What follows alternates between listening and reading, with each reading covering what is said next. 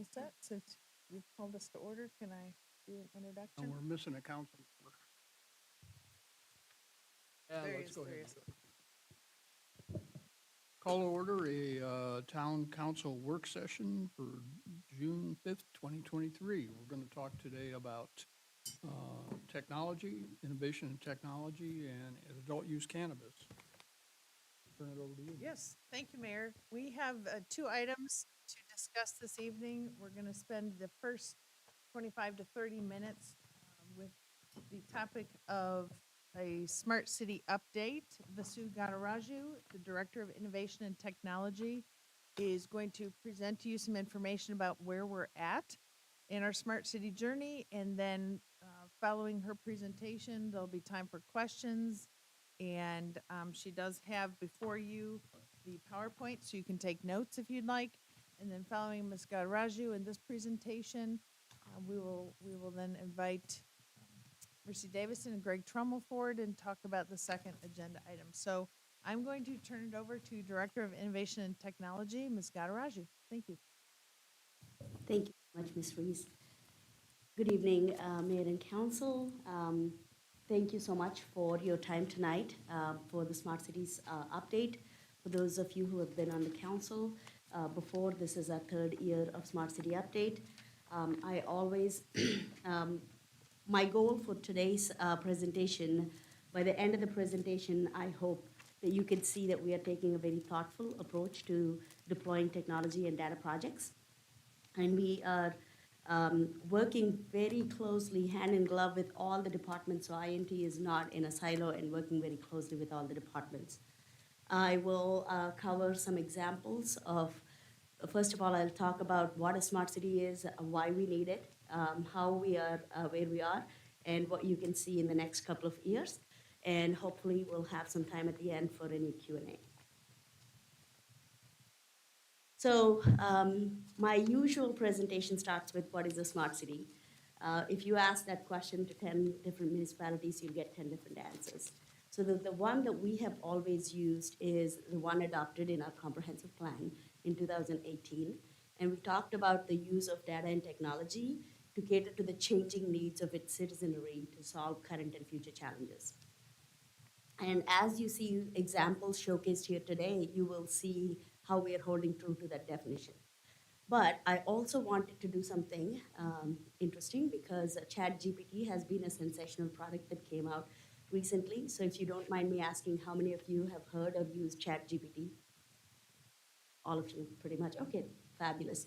So I'm not going to go into what it is, but I will say that that is going to have some impact, which is not why it is here to discuss. But we wanted to see if our definition is holding true from 2018. And I highlighted at the bottom on the ChatGPT's definition of what is a smart city. It talks about the concept of smart city aims to leverage technology and data to create more livable, sustainable, equitable urban environment for all citizens. So I would say our definition is holding up pretty good. So the next slide that I have here is we talk about smart city. It's not a noun, it's not a destination, it is a journey. We, in the interest of really embracing this journey, we took a 5-level smart city journey that's widely accepted in the industry. And you should have a handout that outlines what those 5 levels look at, from strategic intent to data maturity to technology architecture and governance, as well as the most important one, engagement of both stakeholders and citizens. So those are the 5 things that actually go into this assessment. So when we say we are at level 1, 2, 3, or 4, there is some method to that madness. So when we first started this journey in 2020, our baseline was anywhere between ad hoc and opportunistic. So when we say smart city journey, it's essentially smarter city journey because we've always used data and technology. So why this smart city journey? It is about intentionality. It is about making sure that we are headed to a place that we all agree on, and that's how we gradually mature on these levels. As we work with various departments and I talk about these strategic intent and data maturity, as you read through those definitions, you'll see it is hard to kind of wrap your head around how do I operationalize this.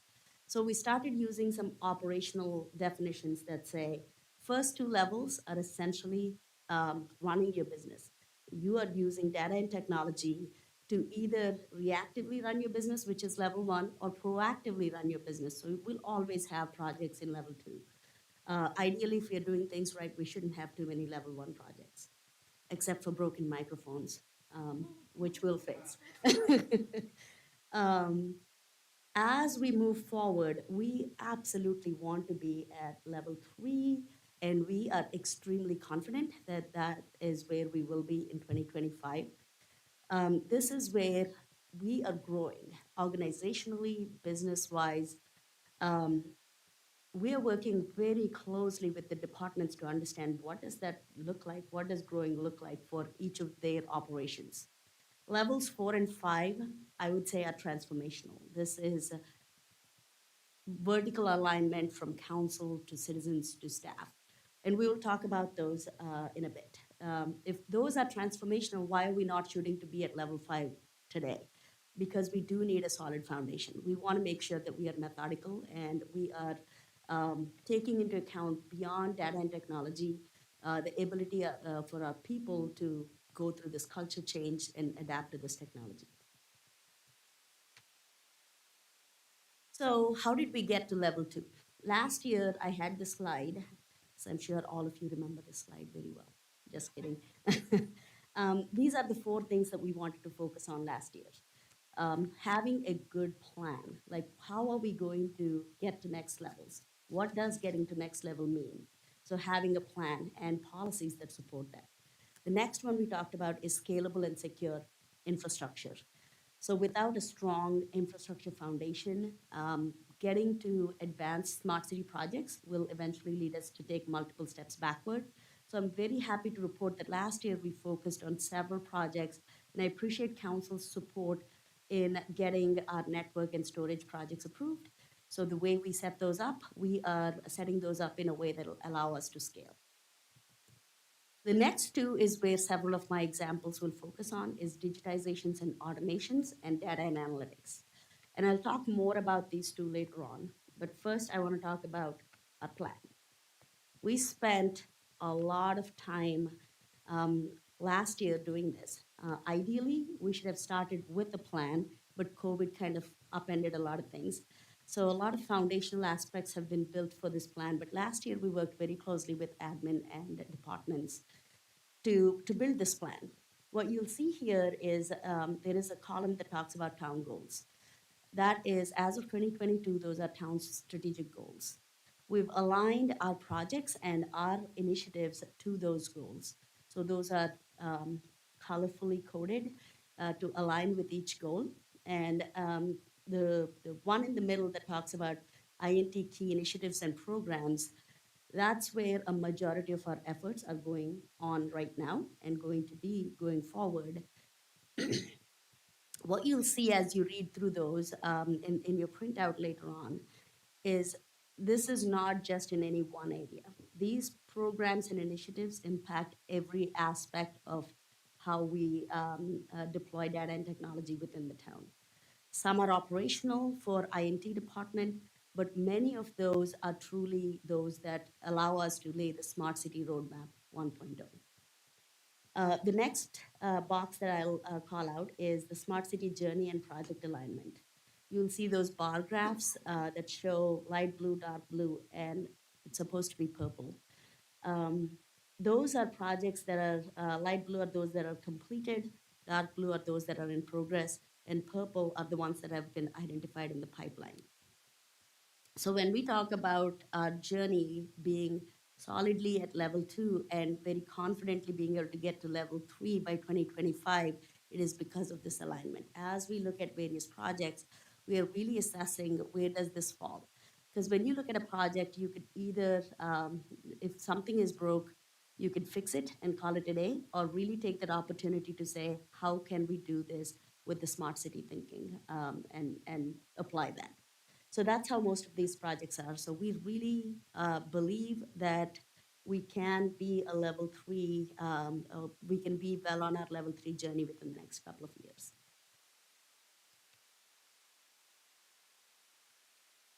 So digitizations and automations. Again, I don't have too much time today, so I didn't have a lot of examples, but I'm happy to showcase any other examples that you want, that you would like in this front.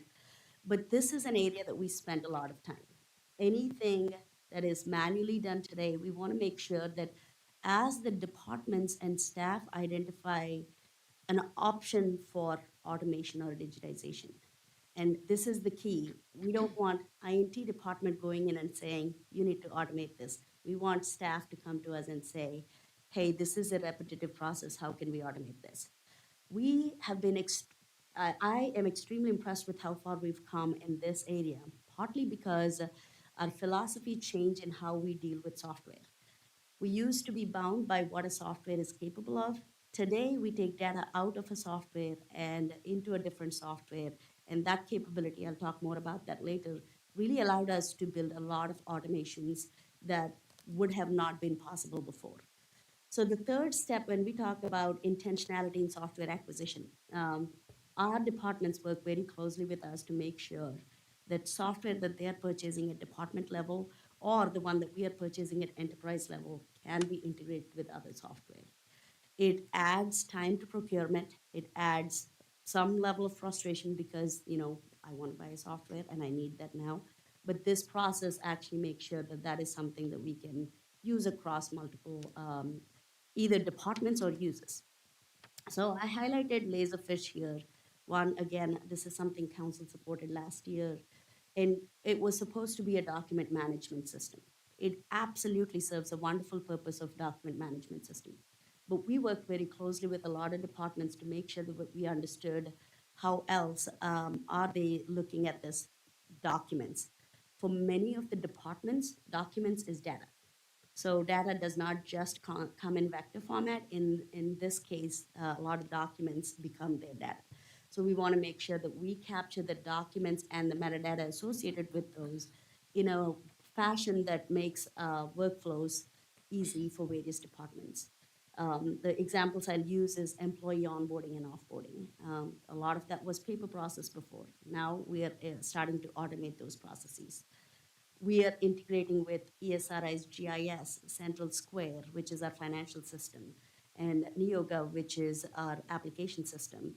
These integrations are critical for us to automate these. So when asset management department is looking for documents, they are always in a map setting. That's their comfort zone. They plan in maps, they plan using maps. So being able to access the right data and information, whether it's documents or vector data, right there is critical. So I do want to highlight this example, but the ones that's not here, I want to talk about how our communications department, police department, and later on I will highlight some examples of facilities and parks and recreations department. Each of these departments have really embraced their own digital journey and began working with us closely to make sure that their operations are efficient. And we are deploying not just how can we make sure the data and information in these technologies is secure, but how can we make it easy for people to be secure, single sign-on and things like that. Education and training. Technology is only as good as people who use it.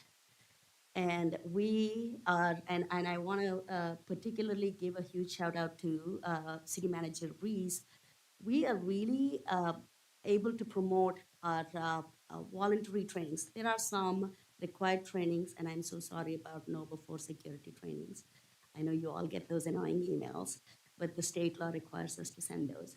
But we are also getting a lot of interest on voluntary trainings. We have expanded our GIS trainings, Office 365 trainings.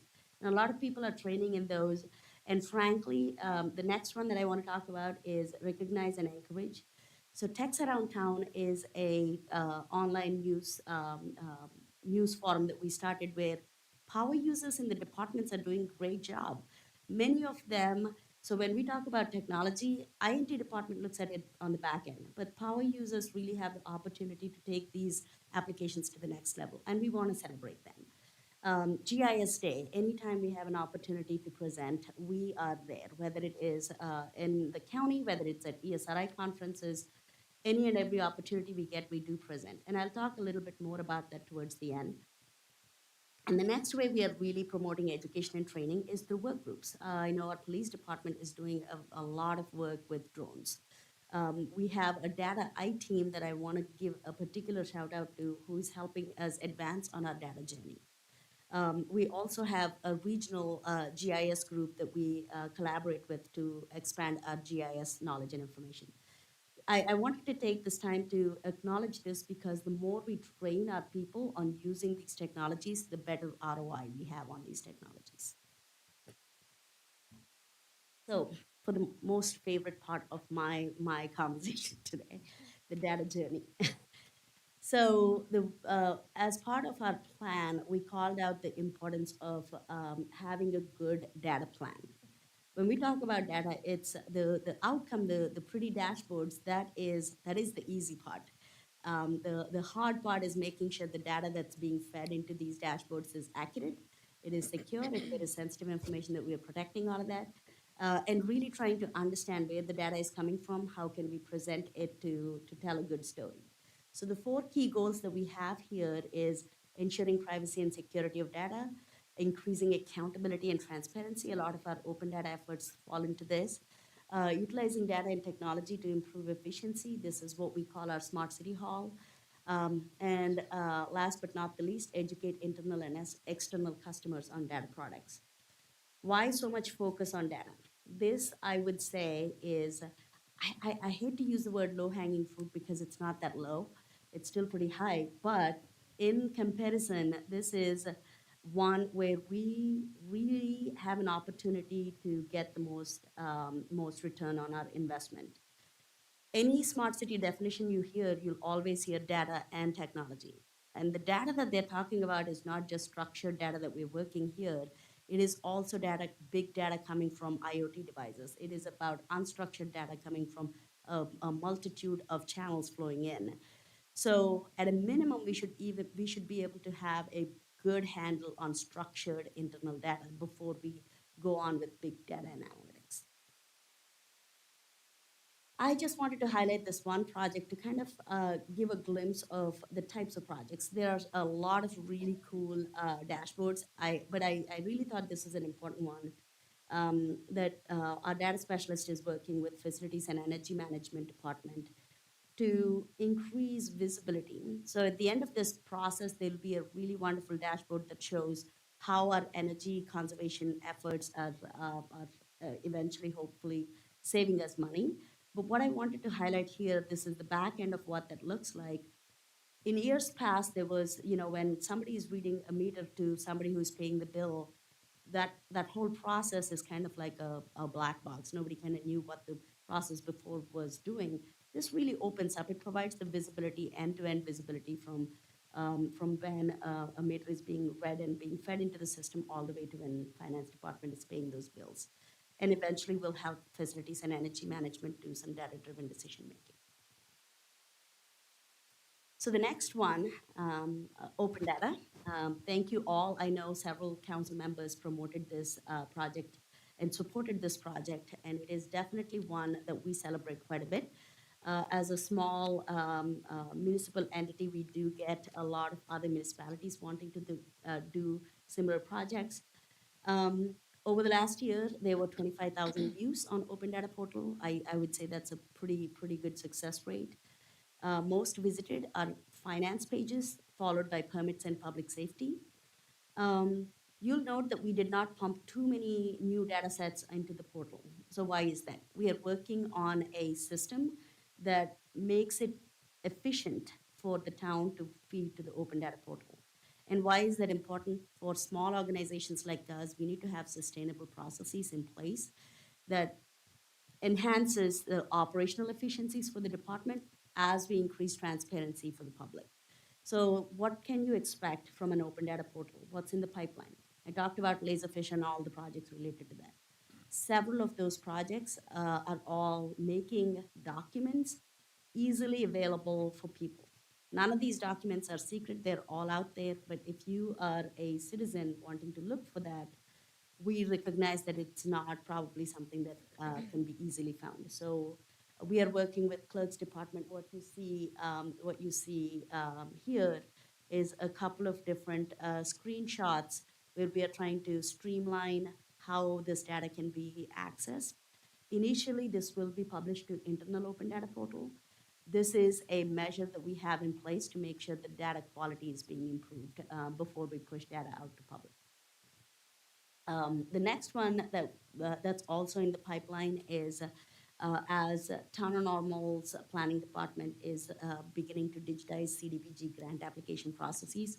Any data that's coming out of that will be meaningful for public, we will start to feed that back into the open data portal.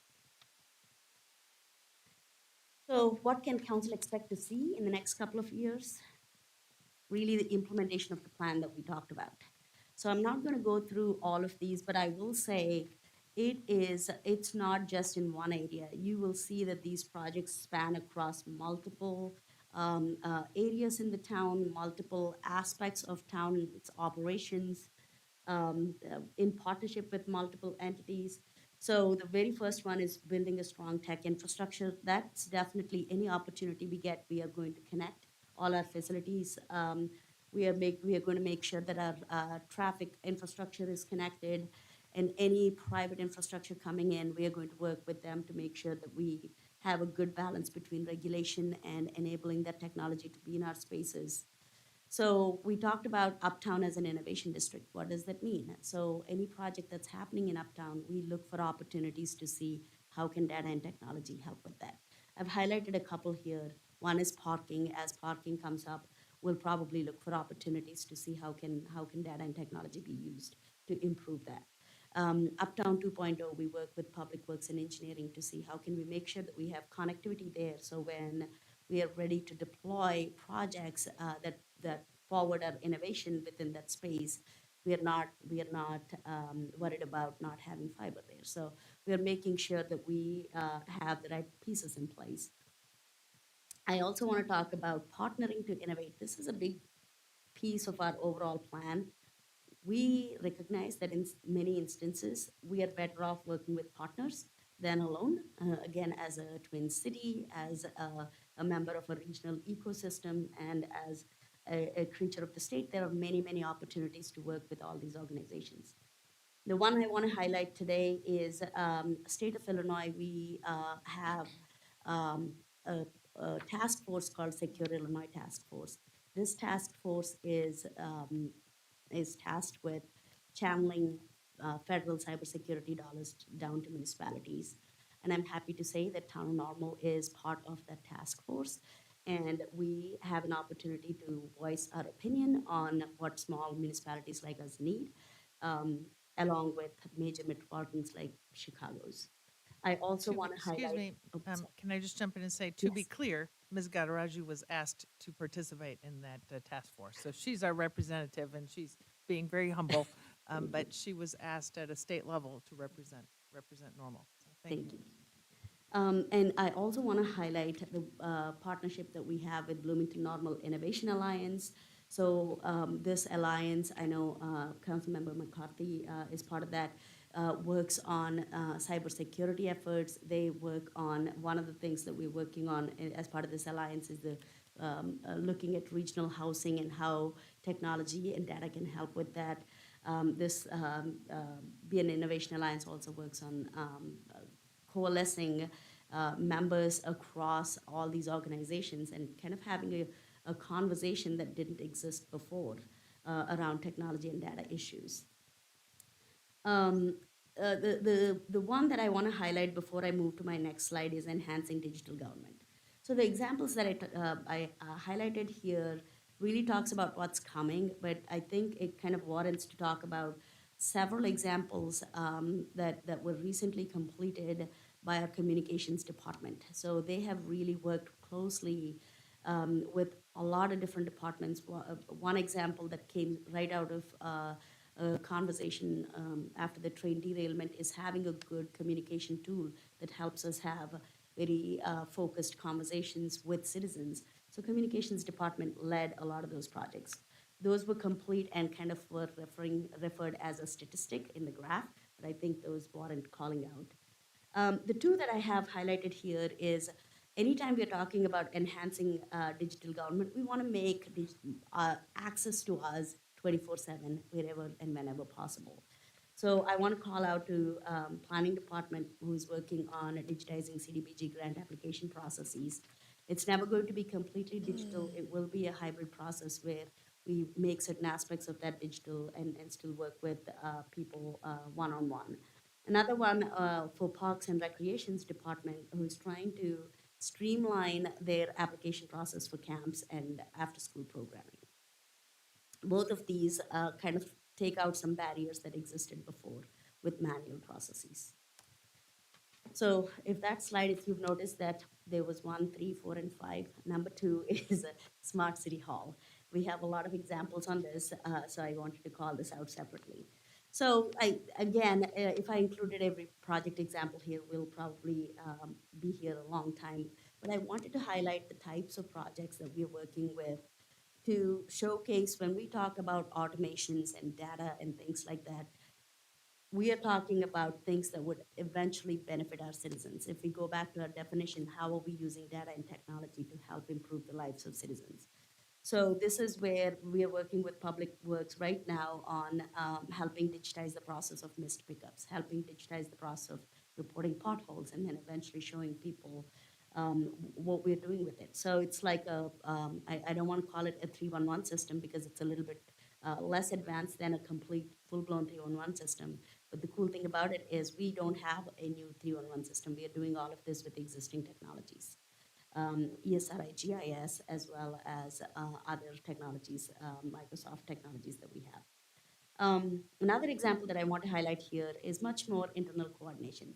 Pop-up Park is something that the town recently rolled out. Many of you are aware of that project, so I don't want to kind of talk about the details of that project, but on the back end, we're trying to make sure that departments have tools and technologies to say, I'd like to participate, make it easy for many departments to coordinate across as the Pop-up Park rolls out.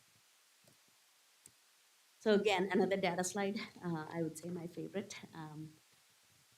You probably heard me say WhatWorks Cities certification a few times. This is a Bloomberg certification. And a pattern that I'll call out is anytime there is an existing journey that's laid out by an organization that observed many organizations like us, we always try to embrace those journeys. And WhatWorks Cities certification is one of those journeys for data. It has 3 different levels: silver, gold, and platinum. And when we started the process, we thought, oh, silver is 22 criteria, oh, this will be easy, let's get through this. It turns out the entire open data project counted as one single criteria. So we have 6 other aspects of it as part of data governance. We are hoping to kind of get through those by 2023. That still leaves about 15 or so criteria to be met between 24 and 25. We realize this is an aggressive goal, but we want to kind of have this goal to see how much of this we can accomplish. So the bottom half of it, I do want to highlight because I think, I said, what can council expect to see going forward? So when we talk about data analytics, I'm going to point to the slide that's looking like a step thing. There are 4 types of analytics. We have descriptive, diagnostic, predictive, and prescriptive. Without going into details of what each of these are, the bottom 2 are looking at historical trends, making sure data is accurate. It's essentially looking at data and saying, okay, I think this makes sense. So the next 2, predictive and prescriptive, kind of gets into, okay, how can we make sure that we use the data that we had, and knowing that it's accurate, knowing that it is going to help us get to good trends, how can we use that to help answer questions? So that's where the predictive analytics come in. Prescriptive analytics is a little bit more advanced. We are not there yet. But this is one of the projects that I want to kind of at least showcase to say, when Parks and Rec wants to answer questions about what does attendance look like at our parks? How should I staff my parks and on what day? These type of questions, we might be able to answer these questions as we get to projects like these. So what we have here is it's looking at historical trends. It's looking at data that we already have, making sure that we are inputting the right variables so that the model actually answers these questions right. So this is an exciting project because as much work as we've put into the data efforts, So far, we have been able to do the first two. This is the first one where we are starting to kind of get into those predictive analytics type of aspects. So before I conclude my presentation, I want to say I'm sure you guys have all known or heard about the CIP project that was highlighted on Harvard Ash Center as well as ESRI. It is, we are extremely proud of that project, and what that project showcases is across the town, every single department collaborated to make that happen and make that meaningful. So why do I want to highlight this is it's always great when somebody else recognizes your projects and says this is good project, but I think what's special about this is when we look for smart city examples, it's usually bigger cities like your Bostons and Seattles and New Yorks showcasing great examples, IoT devices. Their resources are very different and their needs are very different than ours. So this, we are helping contribute to the story of smart city journey for smaller municipalities, and we think that is something that we are extremely proud of. So I want to thank you, council, for all your support, and definitely administration for all of Ms. Reese's support. Thank you, Ms. Gadaraju, and council members. I bet you can tell that if permitted, I think Vasu could talk to us for about 2 hours about all we have going on. So I do not only want to thank the Innovation and Technology Department, who just works feverishly to keep us going, but also every single department head here, because it really is a group effort. So it's fun to talk about what's on the horizon, and this is just kind of the tip of the iceberg, but we could talk for hours. Question?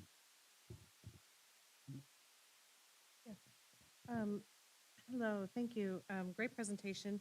What I wondered is on slide 10, the council action dashboard, is that accessible now? It's not. We are Okay. still working on that, and initially it'll be accessible on the internal open data portal, partly because we want to make sure that all the right metadata is available, so when people search, they're not frustrated. Okay, but can you predict close to when it might be within the next year or two? Hopefully, again, I don't want to get too much into the details, but this is where we want clerk's team to be able to. So when we are digitizing all of this, there is a lot of digitization efforts as well as adding metadata going on. So definitely within the next year, we are hoping to kind of have something ready. There are so many times that I think, when was that we talked about? So I was just looking at like description, keyword, that would be Yes. so helpful. Absolutely. Looking forward to that. Time for one more question. Kim? I'm going to try to make this as quick as possible because I have two kind of infrastructure questions, and they're infrastructures in two different ways. The first one, I know you kind of glossed over the fiber, Yes. and we know that that's going to be big for our community in order to deal with some of the gaps we have currently. We're considered a service community, but we know that there's still gaps that aren't being serviced. And then it makes it hard for our constituents to actually engage in the smart city activities. As we continue to strengthen our fiber, will that strengthen or at least bridge those gap areas? So that's my first infrastructure question, and it's more on a direct infrastructure. Yeah, so I think what you're addressing is the digital divide aspect of it. So what we try, when I talk about technology infrastructure, we're talking about town or normal laying fiber for town operated infrastructure. So what you've pointed out is a major conversation, not just in our community, but communities across. So we are constantly looking for opportunities to work with internet service providers, which is a much more sustainable solution than trying to kind of for town to kind of get in and play that operator bridge. And when I talked about BNIA, Bloomington Normal Innovation Alliance, and some of the conversations there, digital divide is absolutely a key conversation. Much of that conversation currently revolves around rural digital divide, but every opportunity we get, we talk about some of the areas that we have as gaps that were identified as part of the study 2 years ago within Normal and Bloomington. And I guess kind of throw something to the thought to this for infrastructure. On the other side of infrastructure, we know public is always behind private. As private moves more into digital infrastructure, meaning completely more cloud-based, and using straight APIs. And right now, we're not into that. Do you think that, I don't, from what I'm seeing on what we're working on, that's not an immediate, but do you see that in the future? Because I know what companies are seeing is as we move to that type of infrastructure, they're also seeing savings and money, and I think that could be beneficial to us, but I don't know if we're even ready to go there. Yes, both of those are such important questions. Yes, so cloud is not if, it is when. We are trying to strategize in a way where we need to have good data classification policies, both for our data as well as documents. So when we do move to the cloud, it's more efficient rather than not having that type of classification. So it's a matter of when. Okay, thank you. Absolutely. Thank you, Vasu, for the presentation tonight. If there are other questions, I think just reach out to Vasu. We've got a very tight timeline tonight. We could go longer, but we've got a bunch of people coming in, and I don't want Thank to you. hold them up for a Thank half you. hour. Thank you. I'm going to ask Ms. Davison and Mr. Trummel to come forward. The next topic is going to be a little bit more interactive with council. We wanted to talk to you about where, kind of a reminder of the discussions we've had recently concerning the adult use recreational cannabis special use ordinance, and whether or not council would like to see any modifications in that ordinance. And as such, Ms. Davison and Mr. Trummel have some maps to review, some information about the current regulations, what we know about the state, and then we'll turn it over to hear how council feels about this topic. Ms. Davison? Yes, thank you. And unlike Basu, I could not talk about this for hours and hours. It's really not that fun. So yes, we'll run through a quick timeline of the history, how we got to where we are, the current state of Illinois law, local ordinance, and then where you all may want to go from there. So the first thing we'll run through is the brief timeline. You may recall that the state legalized medical marijuana back in 2013, and then it was 2016 when the Green Solution opened here in Normal. At the time, because the state had decided medical marijuana was something akin to medicine, we just treated it like a pharmacy. So we did not change our code at the time. So when the Green Solution opened on Northtown, it was just a commercial property with essentially a pharmacy there. It later changed its name to Beyond Hello. By January 1 of 2020, the state legalized recreational cannabis, and the town also took action to add to our local ordinance with some regulations about recreational cannabis, specifically for dispensaries, making them permitted as a special use in B1 general business zoning. By February of the same year, so just a month later, Beyond Hello obtained its special use permit that it needed to add recreational cannabis to its existing medical supply. And then in 2021, Beyond Hello came back to the process, amended its special use permit to add some parking to the west, which you've probably seen on the site. And then just recently, High Haven and Revolution have been approved. And then you may be aware that there's a fourth dispensary out there kind of floating around that filed to go through the process for a location on Greenbrier, not too far from Menards. They have withdrawn it for just some technical reasons. We expect it will come back through the process at some point. Some of the key state law provisions about cannabis: you have to be 21 or older to consume. You're not allowed to consume recreational cannabis on site at a dispensary, for example, or on public property. The state requires a 1,500-foot separation between dispensaries, although that separation does not apply to those considered to be social equity license holders. So you'll kind of see how that plays out on the map here in a second. The state licensing procedure, we have obviously no control over it, and it's a bit Byzantine. It's a little hard to figure out what's going on when you look at their websites, but the way we understand it, the state issues licenses through some sort of lottery system, and they kind of do it in batches. And so the number in each batch is, can vary as well. At this point, they have issued somewhere between 200 and 300 licenses.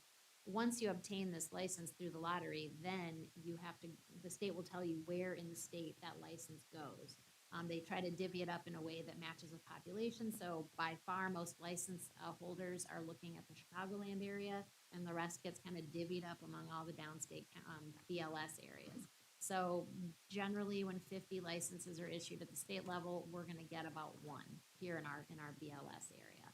So, the state law actually has a cap of 500 licenses, so, depending on where we're at in that 200 to 300 range, we could have another, 200 coming, across the entire state. And then after the state gives them the license through the lottery, then they have to go get the permission that they need from any municipality. So it's not a lock once they get their license in that lottery. So as you know, we have 3 of them here in town that have gotten their state license and have gotten their permission required from the town of Normal. Our current ordinance, you can do this as a special use in B1 general zoning, which is our, largest commercial zoning district in town. We do have separation requirements, which the state law doesn't have in this way. Our separation is measured from the edge of the building where the cannabis business is located, from the edge of that building to the property line of either R1 property or a daycare, church, or school. For us, the separation is 100 feet from a church, school, or daycare. It's 200 feet from R1 zoning. Now, the state has their 1,500 foot separation between dispensaries, but they don't have this kind of separation requirement. We've also designated a couple of excluded zones, one near ISU's campus and the 3 mobile home parks that we have, which are all zoned B1 general business. This is a state requirement that we incorporated locally, that at least 75% of the floor area has to be devoted to dispensing activities. They can co-locate with an infuser or a craft grower. That hasn't happened yet. No one's asked about it. We specifically prohibit on-site consumption as well. And then there are several safety and security provisions that really mirror what the state requires anyway. So if you look at a map, and I believe you have paper copy maps at your desk, take them home, look at them. You can kind of compare and contrast. It would take a lot of flipping of slides to do all that. But we'll start with the slide that is the current code. So what you really want to look at is the bright red. That's basically where somebody could attempt to get a special use permit right now. That's the color of B1 zoning, and it is where it's bright red. That means there isn't a buffer that's like taking it out of the mix. So on this map, all the blue stuff that you see is a buffer. It's either buffering around R1 zoning, or it's buffering around a church or a school or a daycare. And that's what the purple and the cream color, those are schools and churches. And our daycares, there's only like 5 of them, so it's actually kind of hard to find them. So when you look at this map, you're looking at 100 feet of buffering around churches, schools, and daycares, and 200 feet around R1 zoning.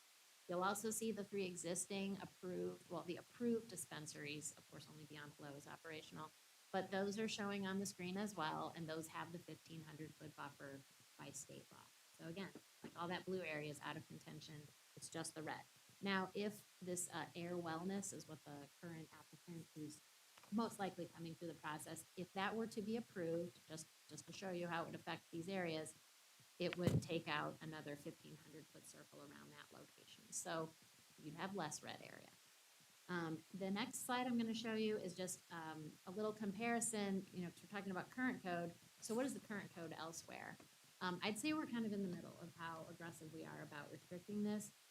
Champaign and Urbana clearly are the most permissive. They really are tailoring it to match with state law. Champaign has no separation requirements except for that 1,500 foot between dispensaries, and it's a permitted use. Ditto with Urbana, they don't even have to go through a special use process there. Springfield is probably the most restrictive. Their separation requirements are 1,500, 1,000 to 1,500 feet all over the city, so that's pretty aggressive. And then Peoria, Bloomington, and Normal are all kind of in the middle somewhere, like just different types of separation requirements. So yeah, you have that at your table as well, and you could take a look at that. And excuse me, Mercy, sorry to interrupt, but just to be clear, that where the separation from other dispensaries, it says none for the town of Normal, but it is asterisk because we do reference the state statute, Right, which is right. 1,500 feet. We Yes. just don't specifically codify that in our code. Right, which kind of comes into play later, spoiler alert. It is the kind of thing that if the state ever changed the 1,500-foot separation, we don't have it in our local ordinance right now, so. So the last couple of maps are just showing if you kind of tweak the buffers a little bit. So this map would be, again, showing the 3 dispensaries that are actually approved. If you increase the buffer to 200 feet around churches, daycares, and schools, which is what it also is for R1, I mean, it just all starts to eat away a little bit at the red area. I would say this is pretty minor. If you throw back in the air wellness candidate, you know, I just wanted to show you that, you know, if this is approved, it would have an effect. And then the last set of maps is if you just decided for just a bigger buffer, I just picked 500 feet because it was, you know, bigger than 200. You can see it, again, it just, how much do you want to eat into the red space, which is what's available for a special use permit.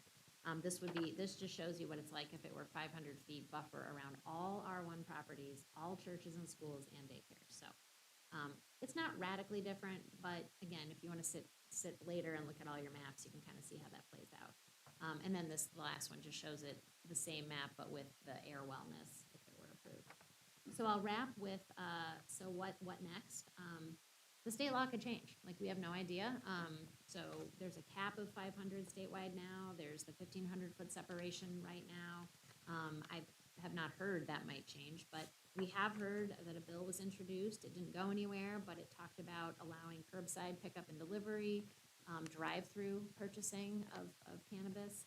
So those are just on the horizon, maybe they'll go somewhere, maybe they won't. We have no idea how they're gonna allocate licenses. They could change the method by which they do that.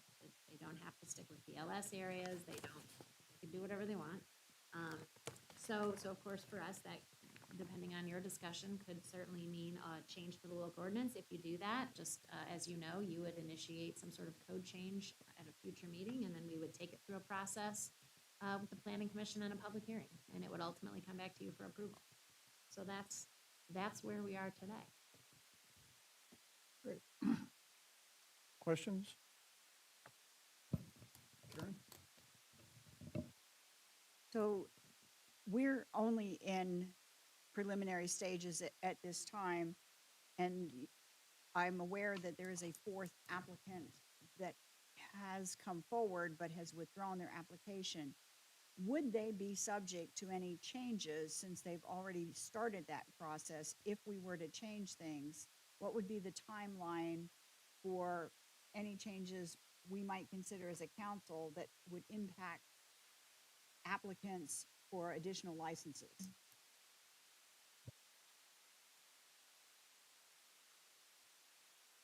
It would all depend on when they're going to come back with their changed applications. It's weird not having everybody not be able to hear me. What did you say? Any change that we make, the earliest we could do it would be next council meeting to send it to zoning board. And so that's a probably month or two process down the road. I would expect that they would, if they're going to refile, would refile before that time so that they would not be subject to any additional changes.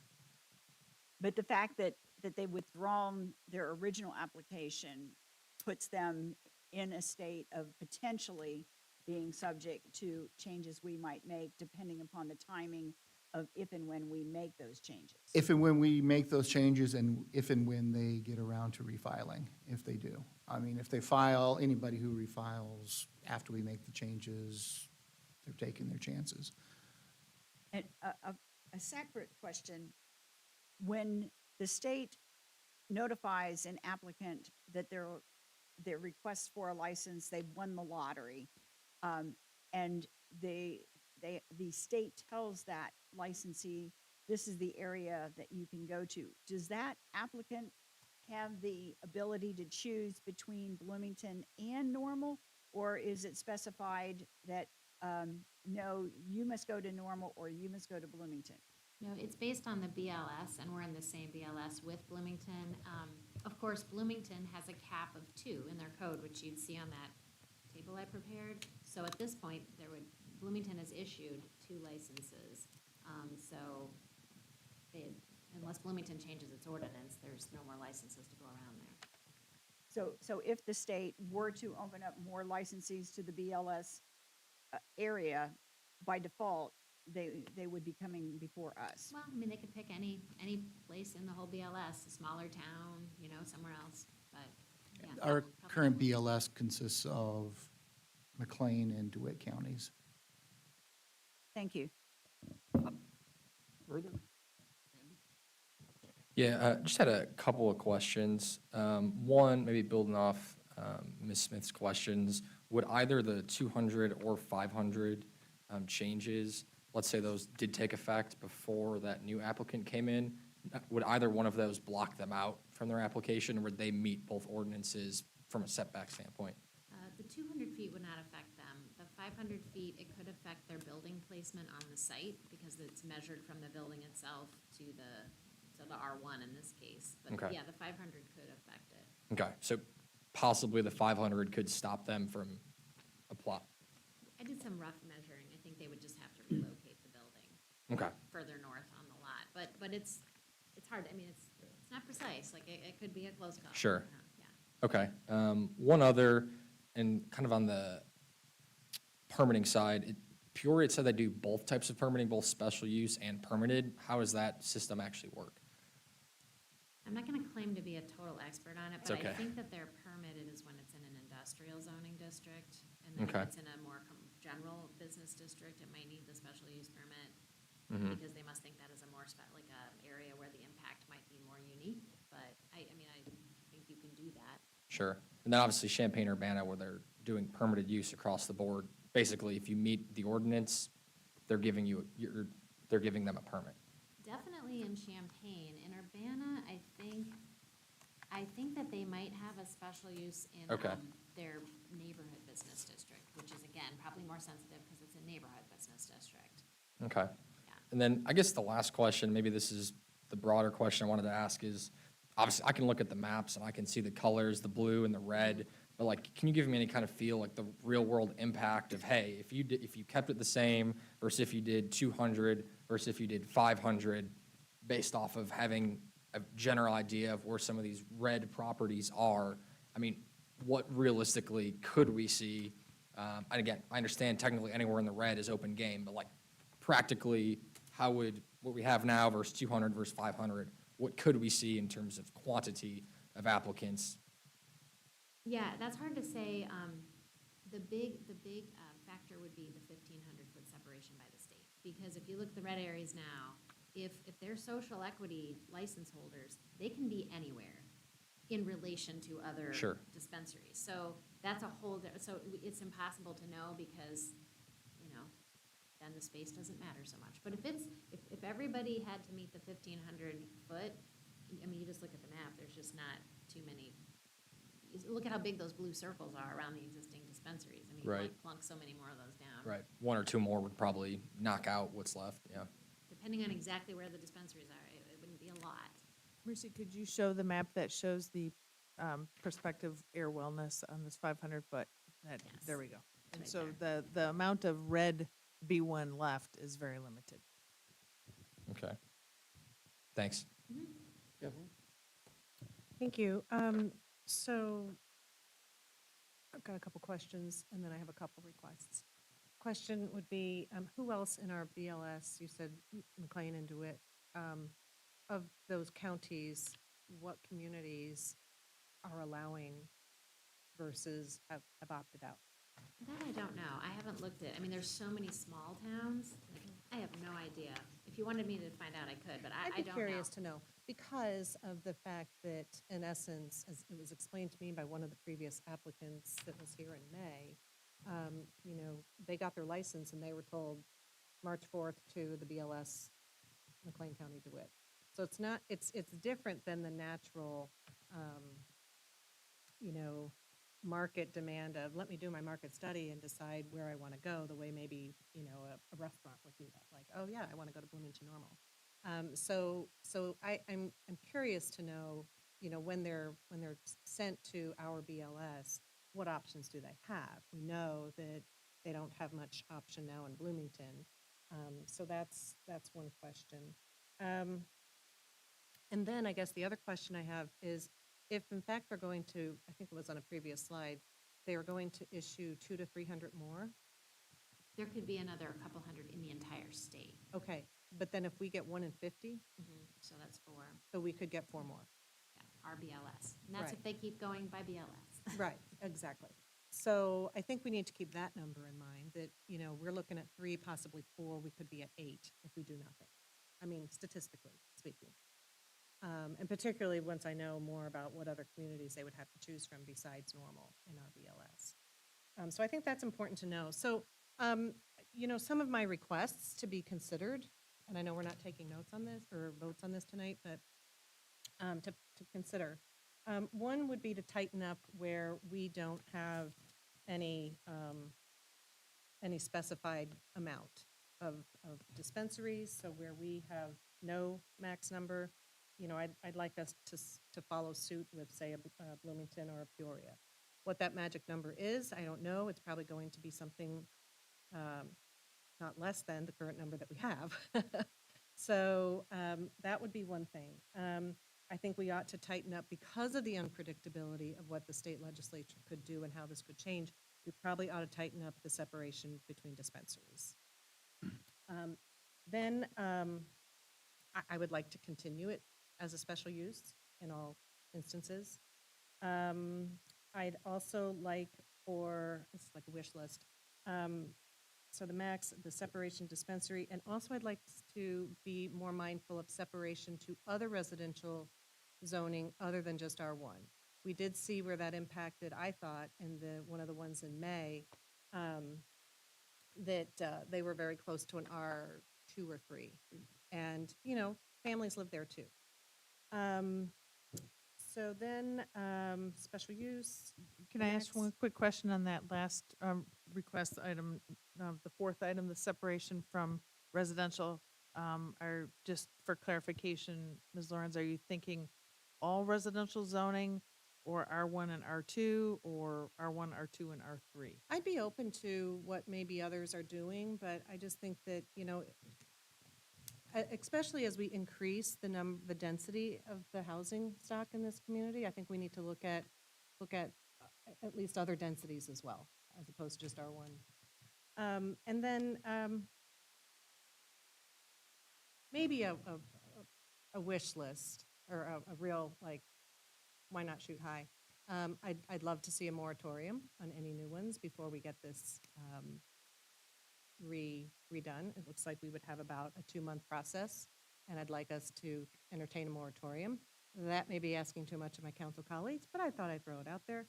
And then maybe this one won't be asking too much. What about this idea?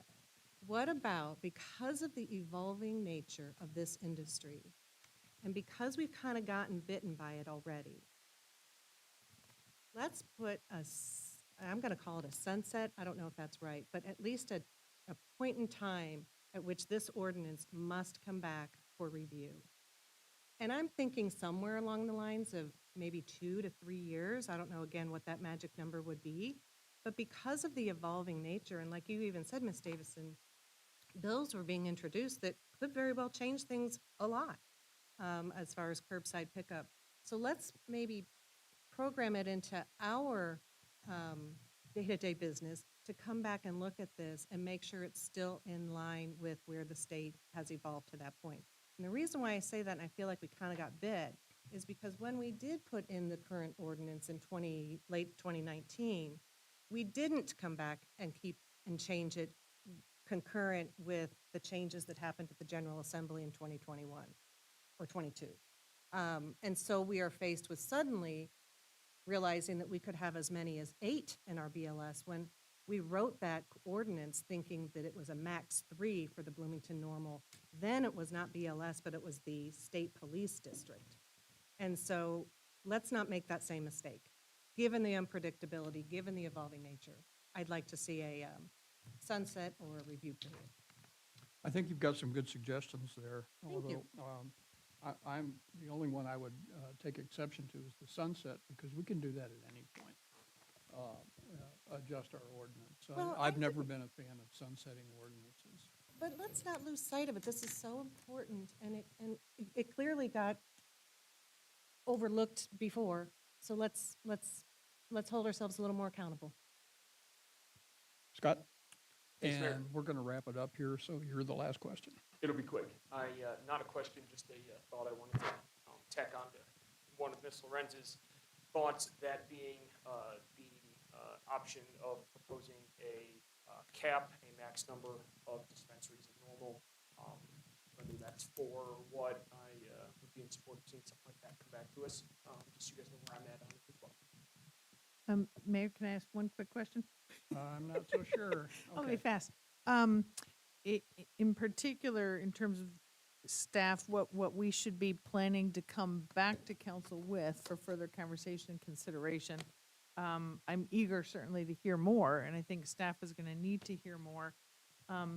In some regards, one things that I think Ms. Davison recommended is consideration of codifying the 1,500-foot separation, because then that in effect limits the addition of more retailers, because as you see from the map, that does have one potential limit. So I don't know if that's something that we can talk further about at some point and whether or not that makes sense. And then, of course, we've taken good notes about the other suggestions, but prior to staff coming back with a recommendation, I think we're going to need to iron out a little bit more in detail what council as a whole would like to see. I would agree, and my sense of this council is, and looking at the sheet, I think we're all pretty much in agreement on a 1,500-foot separation. And tell me I'm wrong, but I think that one makes a lot of sense. And that could, it'd be interesting to see what that map looks like at that point. But I think follow-ups, I don't know, Pam, maybe 2-on-1s to follow up, give people to digest this information. Yeah. And that. Yeah, there's a lot of maps to noodle, and this was a lot of information this evening for your first hour so of the evening. So thank you for absorbing all that. I look forward to further conversations for sure. Great. Could we get a copy of the slide deck? Sure, absolutely. We're going to adjourn. Let's get some pictures taken, and we've got Harmon Arts Grants coming up.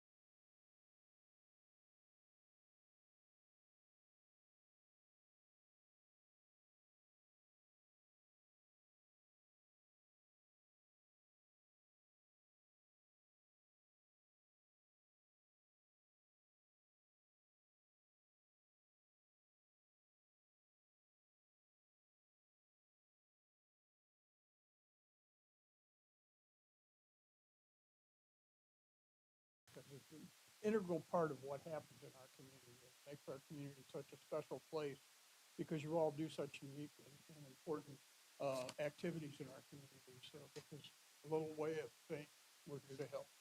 So Paul, I'm going to give this to you.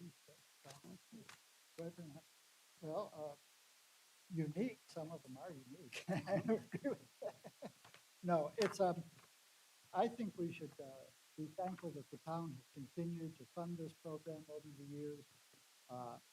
I always viewed it when I was mayor as an extension of what we do through Parks and Recreation, and now the arts are included in Parks and Recreation. They have the normal theater and all the uptown entertainment and everything. So I've always considered this just an extension of what the town does. And it's really an economical way to provide additional things, events into the community, because all of you do the work, and this supplements you being able to do that work. So I appreciate the mayor and the town council continuing to support this program over the years. So with that, I guess we can go ahead and start. And the mayor hands you the check, by the way. and signs the check, right? I simply, I read the names of the recipients and the name of the person who we have here who's coming up to receive the award. And if it's not you, let us know. So if it bothers you, if it doesn't bother you, that's okay. All right, the You can first. pretend it's theater and be somebody else. That's right. So first is for Brass Band of Central Illinois, $2,000, Mr. Gabe Meyer.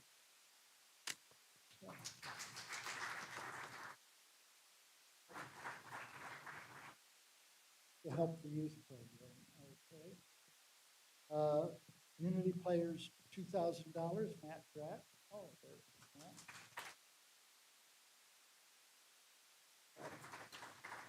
As I remember them, I will mention them. I won't remember them all, but this is to help supplement their holiday concert and make it more affordable. Crossroads Area Student Theater, $1,500 to support their programming. Who do we have? Sarah Rule?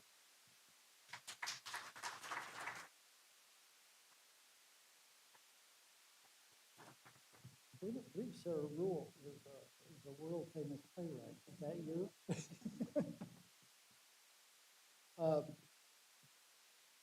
Further Jazz, $3,000, Robbie Muir.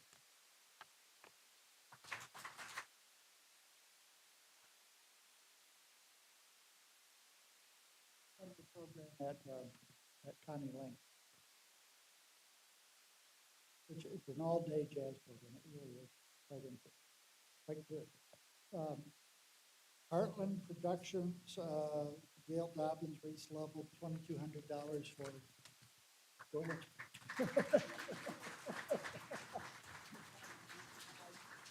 Thank you so much. For New Plays in the Heartland, which is a program that they do promote new plays by Midwestern writers. So it's limited to 8 states. So had 47 submissions this year, I believe. So and only 3 are selected. And the 3 that get selected are selected by an outside juror, not by anybody at Heartland. Illinois Art Station, $2,750, Hamlet Johnson.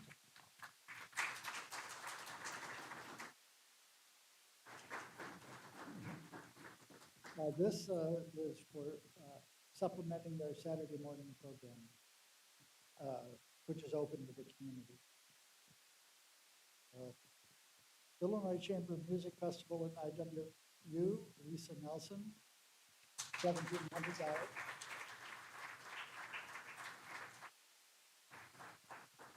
And they do open performances for the community free of charge, and they're well worth going to if you have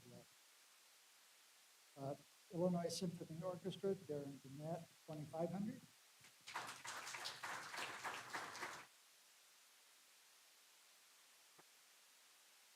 I believe this will support one their community outreach programs, which they do around town. They call it About Town programming, where they have small chamber groups perform.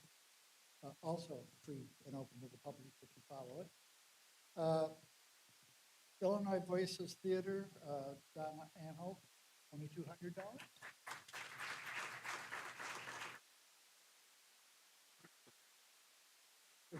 This is for their seedling theater. ISU Concerts on the Quad, $1,500.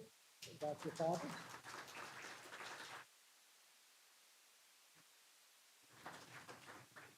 These programs are also free of charge and open to the community. So that's really what this is about, to try to make arts accessible to people. Now, one that was a little different, ISU Horticultural Center. This is for a wood construction of an American bison life size, which will be part of their permanent sculpture garden. Justice Chamber.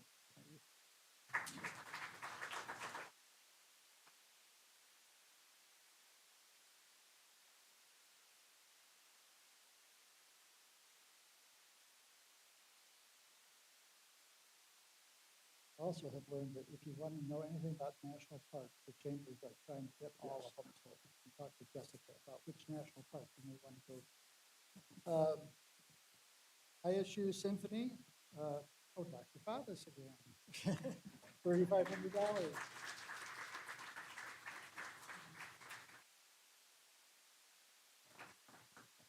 This is a program that would not exist without this grant, and this program is for development challenge children to come in and get to play with instruments and see a performance and be an interactive event that ISU does.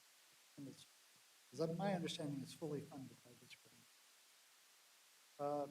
McLean County Arts Center, Doug Johnson, $3,000.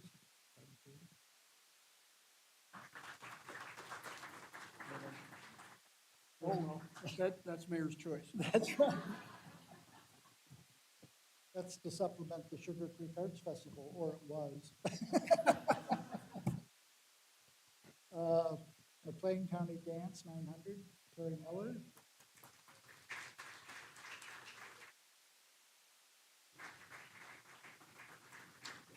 Two of the founders of McLean County Dance were Gail and Jim Coran, who have now both passed, but this was something that was very important to the two of them. MI Opera, $3,500. Mia Opera, oh, really? Yeah. Well, sing it out, sing it out. Tracy Cook.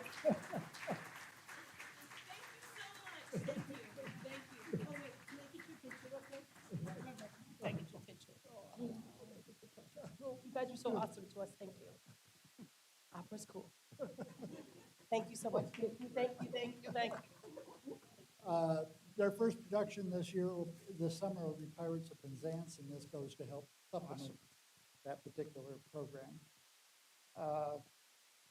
Normal West Bands, $1,500 to support their chamber music.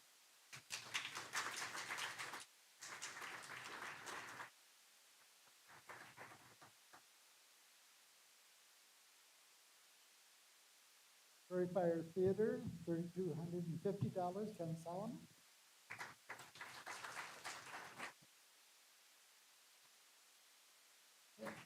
And I'm forgetting what the play is that this is for, but it's been on Broadway. Bright Star, thank you, Bright Star. So, came out in 2016. PT, period. FWD. point, $2,000, Eddie Brightweiser.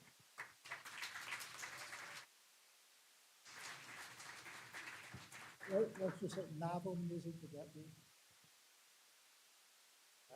Yeah, experimental music, okay. So, performed at the History Museum usually. Free and open to the public, always, okay. Share the Music, Joy Hippensteel, $1,000.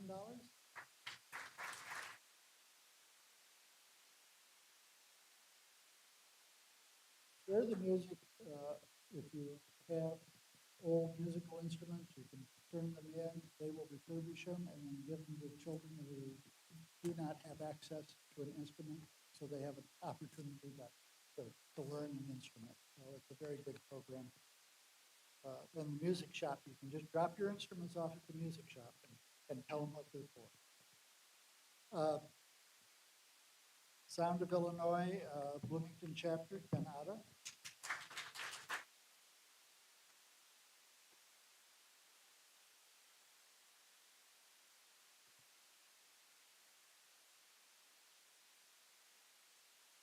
I'm trying to remember, is this for the youth performance? Yeah, that's what I had, for youth performances. And the two that we always have at the end, the first one's Twin Cities School of Dance, $2,500, Gene Phillips.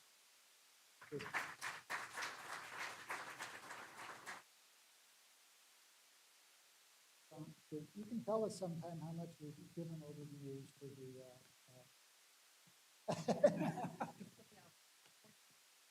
yeah, because it's always done for the Nutcracker, that would give the award. And then USA Ballet, $2,500, Dr. Ken Velo, and make their performances accessible around the community at various venues. So. Mr. Mayor, I think we should be out of checks except for the extra one you have.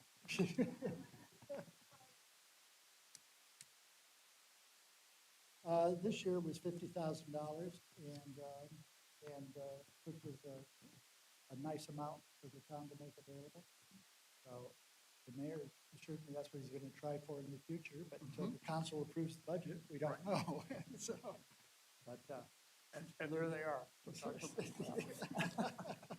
so yeah, $50,000, and so We had almost $89,000 for the request, so a lot of interest in the program. and be nice to us. We're 2 of the 4 votes. Yes. So, okay, well, thank you for doing it. Yeah.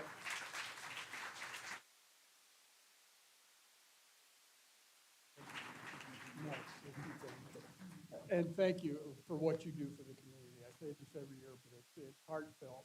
It really, really makes a difference for the quality of life in our community, for what you do. And this is a little bit from what you do. We know that. Figured out that you don't make a gajillion dollars in the arts in Bloomington normal. So all the effort and time that you volunteer and do this is much appreciated by everybody that enjoys your performance. Thank you.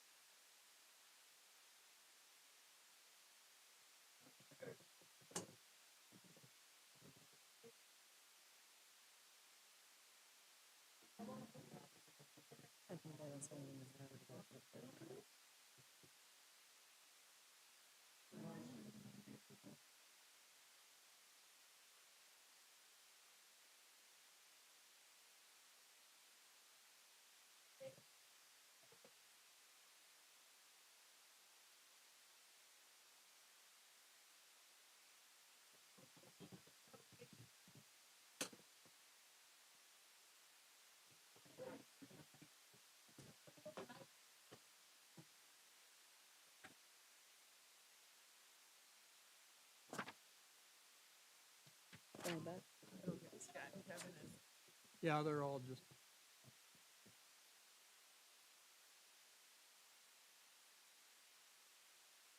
Kathleen, I had to rush it, I had to rush it.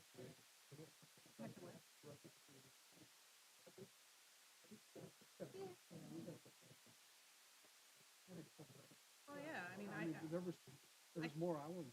yeah, yeah, We were and gonna- it's almost like we could use a kind of mini work session. Yeah. I think we can get it through. Everybody's got some. If you feel like you've got it. Well, I'll talk to Mayor and I'll talk with others to kind of that what you said, see what they bring in, and then we'll have. There's some good suggestions. All right. Okay. I'm thinking, I'm hoping so. We got liquor commission. I thought you were gonna be the clerk tonight.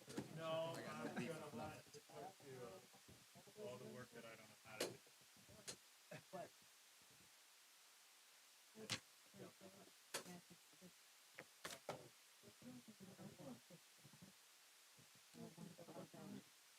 Great, okay.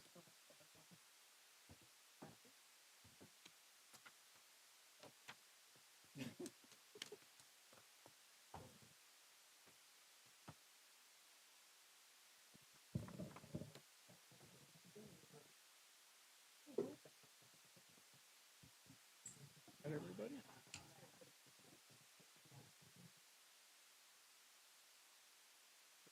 Make that work. Call to order a meeting for the normal local liquor commission. It's not working. I got your mic, Brian. Call to order a special meeting for the normal local liquor commission for June 5th, 2023. Please call the roll. Mayor Cruz, Here. Miss Lorenz. Here. Miss Harris, Here. Mr. Byers. Here. Miss Smith, Here. Mr. Preston, Here. Mr. McCarthy. Here. First item of business is approval of the minutes of the meeting of May 1st, 2023. Approval.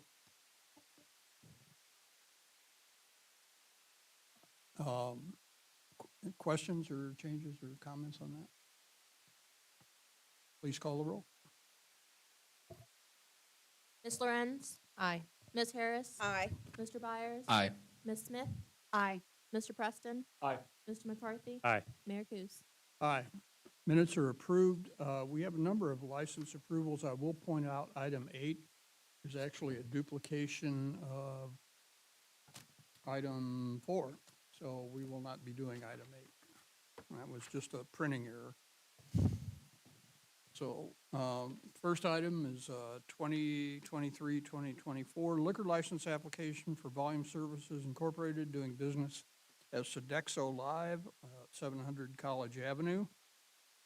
Approval. Thank you. Second. Thank you. Questions or comments on this one? Please call the roll. Miss Harris, Aye. Mr. Byers. Aye.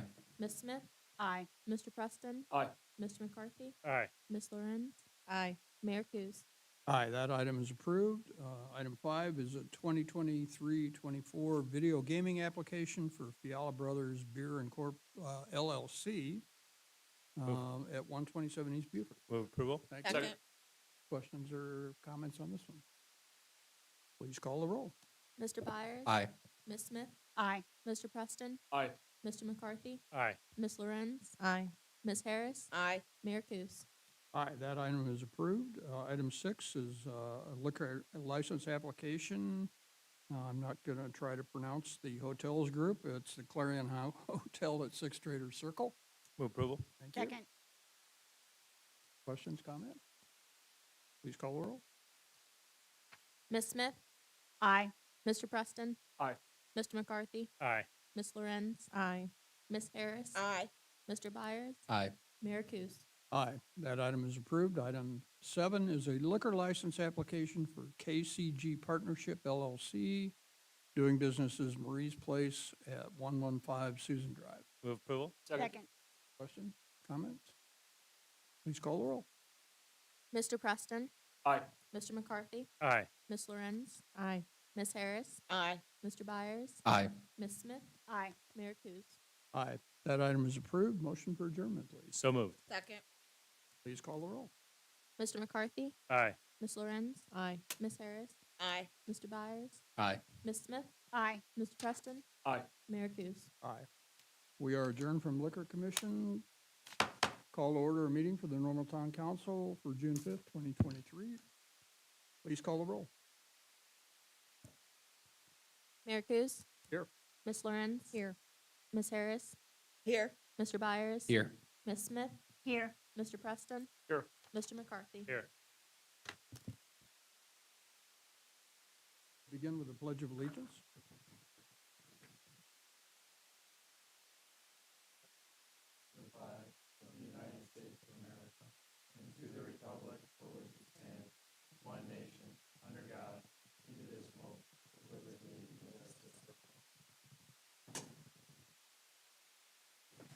We have no public comment tonight, so we'll go to the omnibus agenda items that will be taken with one vote unless a council member would like to pull an item for discussion. Ms. Smith? Yes, I'd like to pull item C as in Charlie and item I.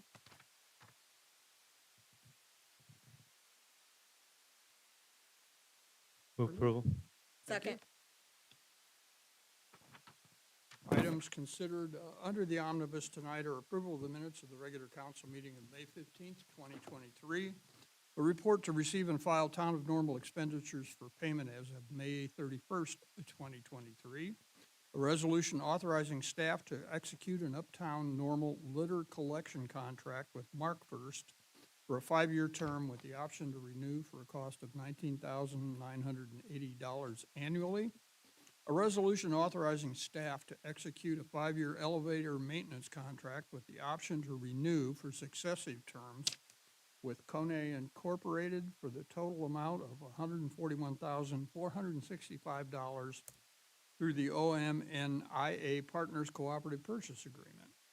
A resolution authorizing the renewal of a subscription to Microsoft Office 365 through the State Joint Purchasing Program from Dell at an annual cost of $136,714.83 and approving an associated budget adjustment. A resolution authorizing the renewal of the general government software from Central Square at a cost of $144,005 and authorizing future renewals. A resolution authorizing the renewal of a subscription to the land management software Trackit from Central Square at the cost of $43,076 and authorizing future renewals. A resolution conditionally approving the final plat for the third addition to Trails on Sunset Lake.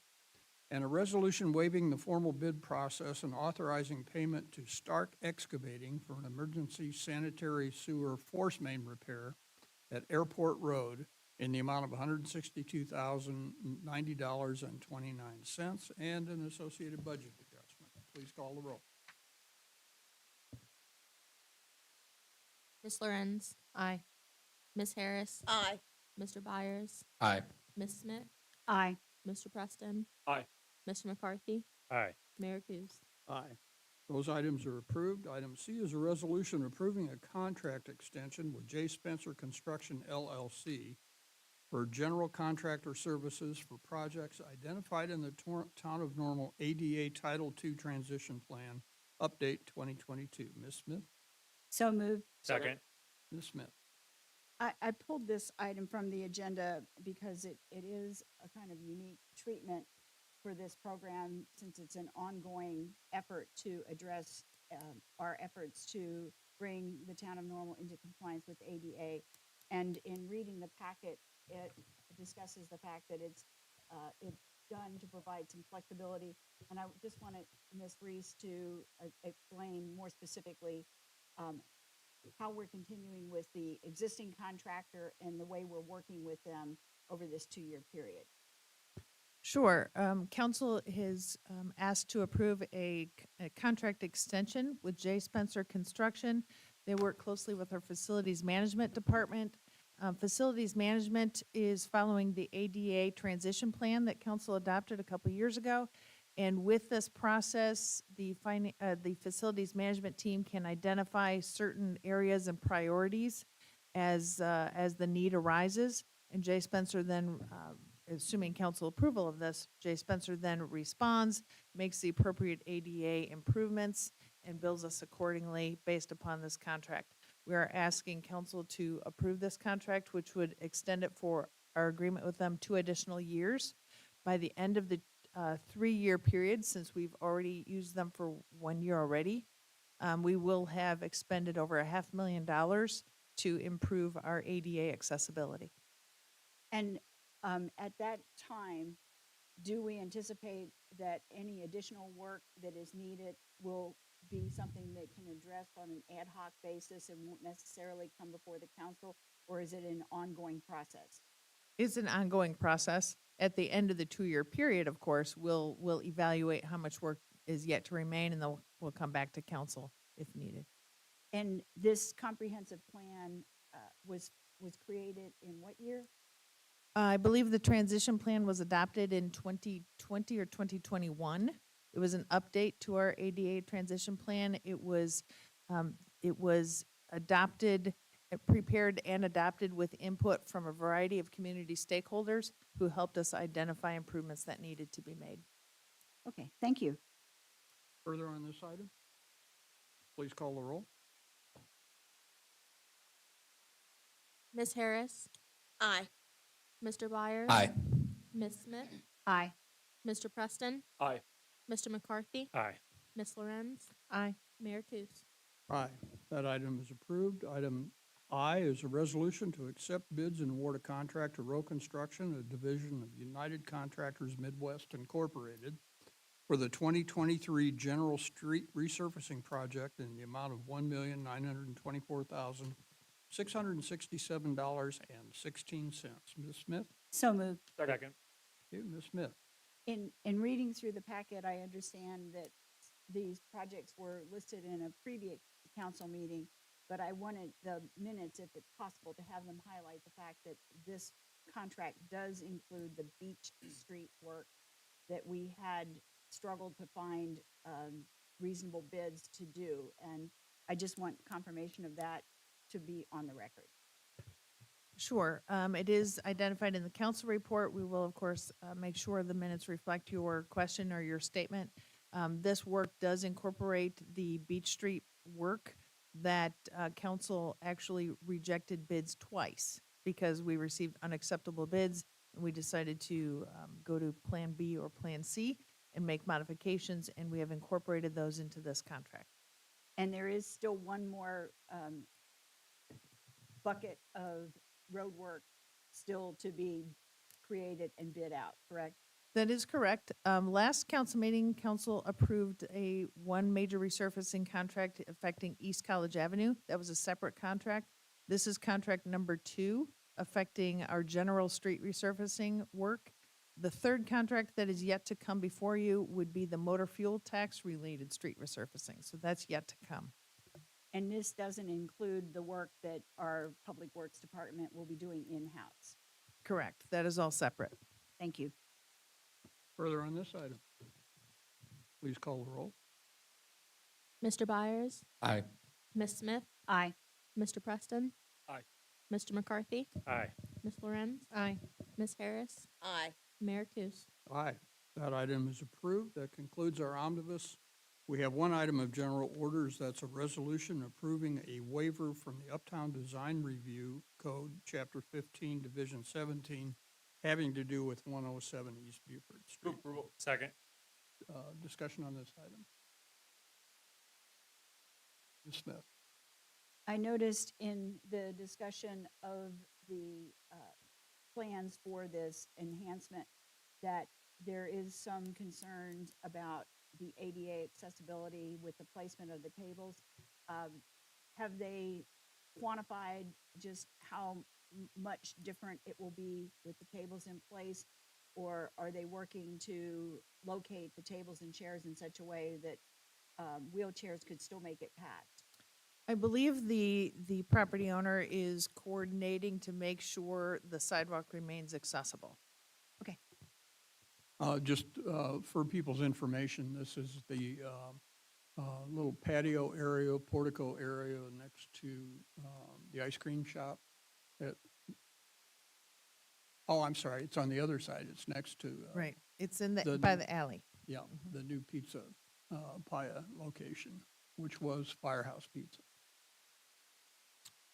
Please call the roll. Ms. Smith, Aye. Mr. Preston, Aye. Mr. McCarthy, Aye. Ms. Lorenz, Aye. Ms. Harris, Aye. Mr. Byers. Aye. Mayor Kus. Aye, that item is approved. We don't have any new business tonight. We have no post-business public comment. Time for council concerns or comments. Mr. McCarthy.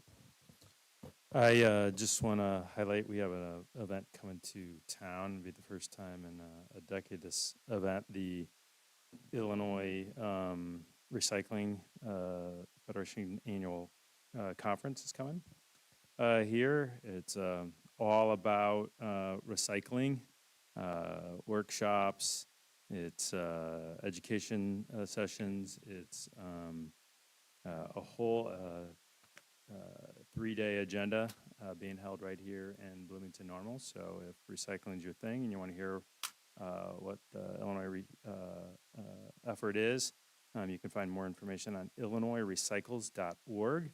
And I'm guessing our Ecology Action Center will be playing a prominent role in that as well. If you have more questions, you can probably see them as well. Ms. Smith. And thank you. I just wanted to highlight this weekend is Special Olympics, the state competition. There will be a wild street party on Saturday night, so watch out for some people who enjoy celebrating and don't care who's watching them dance. So I do hope you get a chance to watch these athletes in their efforts and be mindful of pedestrian crossings. Thank you. Mr. Preston.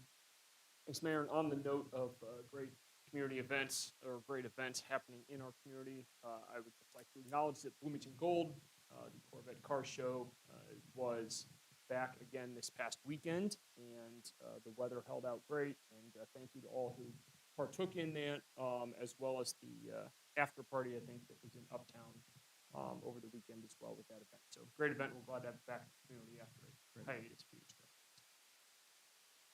Ms. Cumming. Ms. Harris. You know, I need a dollar jar. Yes, yes, absolutely.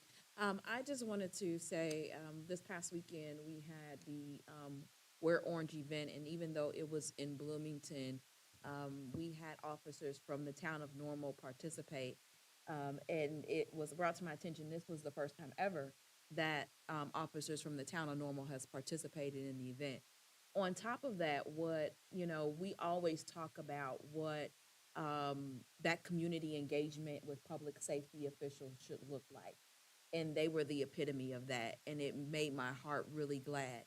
Not only did they show up, they showed up in plain clothes.